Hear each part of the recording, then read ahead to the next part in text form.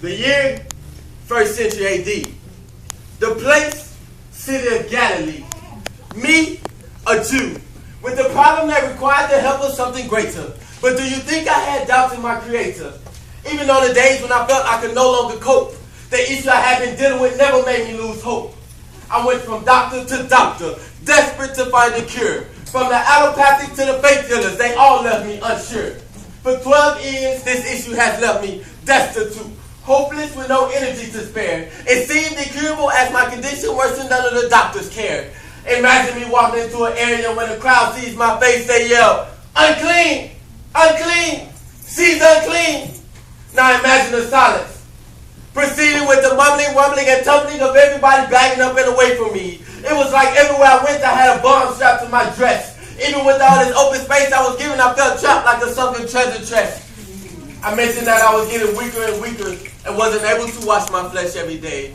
Being exiled meant I couldn't have somebody come watch me where I lay. So I had to lay there and let my life go by like a dead body floating in a flood. When that body was my body in a flood of blood. Death was socially called it because the good book states that the life of the body is the blood. 10%. I was literally losing my life due to this chronic loss of blood.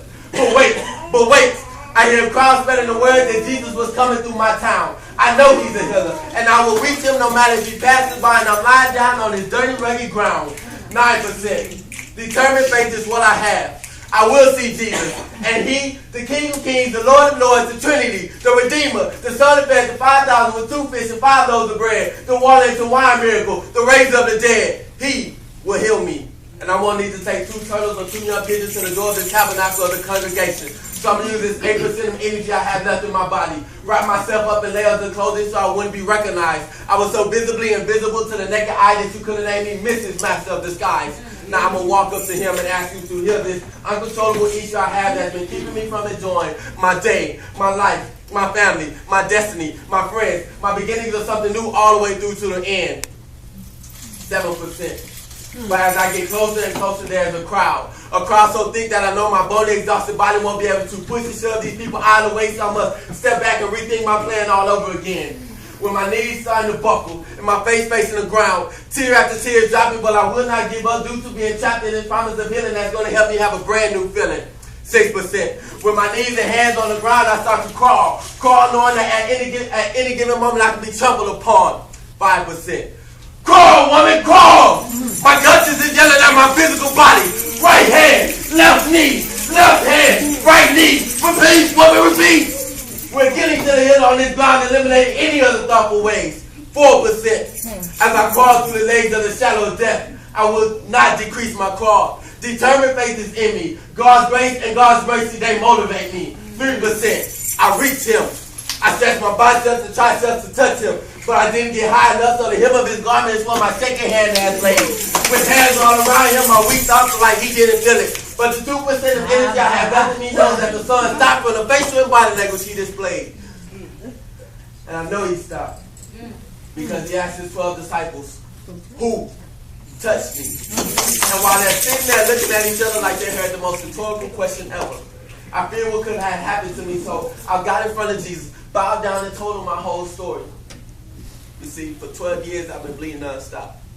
I've been here, I've been there. I went up there, went down there. No explanation of what's going on, no road for improvement, no type of cure. But I heard